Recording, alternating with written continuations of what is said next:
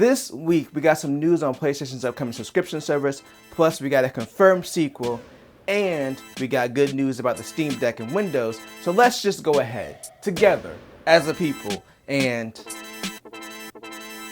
check it out.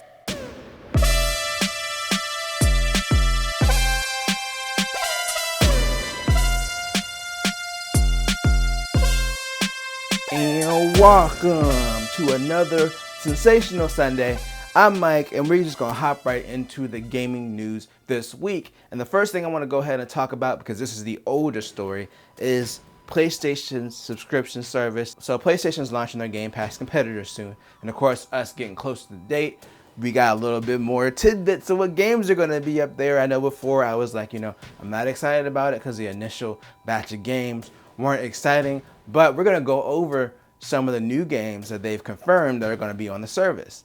So I don't remember any of the games, so I'm going to have to look at this list, but we're going to go through it together. I'm just going to go through some of the highlights. I'm not going to go through every game on the list, but we do have Death Stranding and Death Stranding Director's Cut. We got Demon Soul.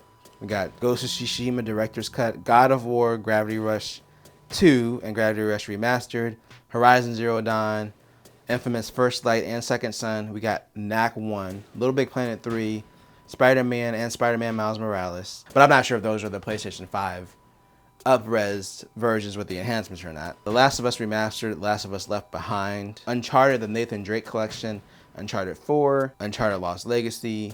You also got Wipeout Omega, The Last Guardian, and Returnal, which we already knew about. And then from third parties, we got Assassin's Creed Valhalla, we got some Dead Cells, we got Final Fantasy 15, Royal Edition, Hollow Knight, Guardians of the Galaxy, Mortal Kombat 11, Red Dead Redemption 2, Resident Evil, Soul Calibur 6.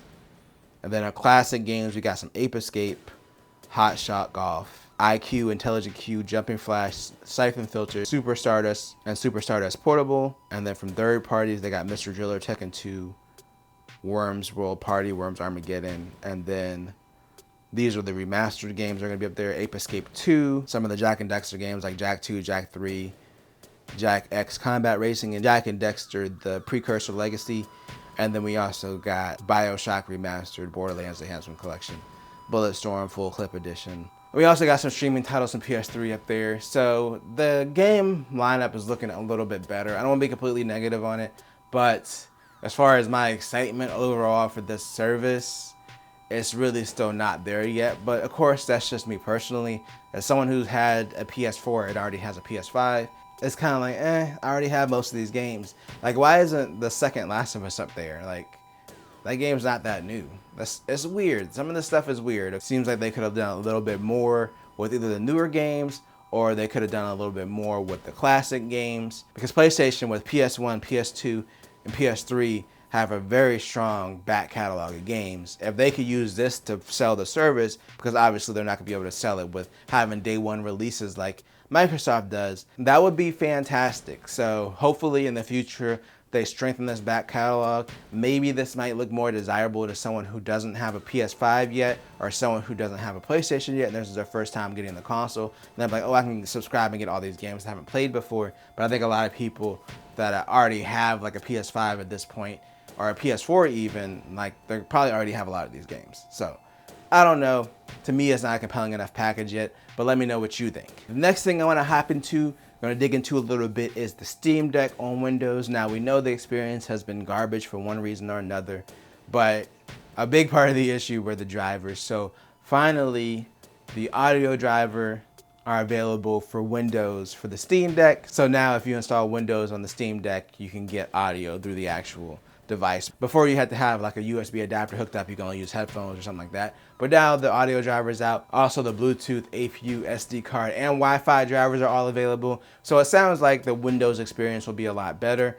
There's still no dual boot option, so right now if you install Windows, you're going to override SteamOS. Valve did confirm this, and they confirmed it's not a hardware limitation. The release of SteamOS that allows you to dual boot isn't ready yet, so that is coming in the future. Once you can dual boot SteamOS and Windows, it'll make it a much more flexible device, because then you can do stuff like play Game Pass games or Epic Games Store on Windows and then switch back over to SteamOS for your Steam games, where the software is more optimized. So I think having the best of both worlds would be the ideal scenario. So personally, if I had a Steam Deck, which I don't, But I should be getting one soon.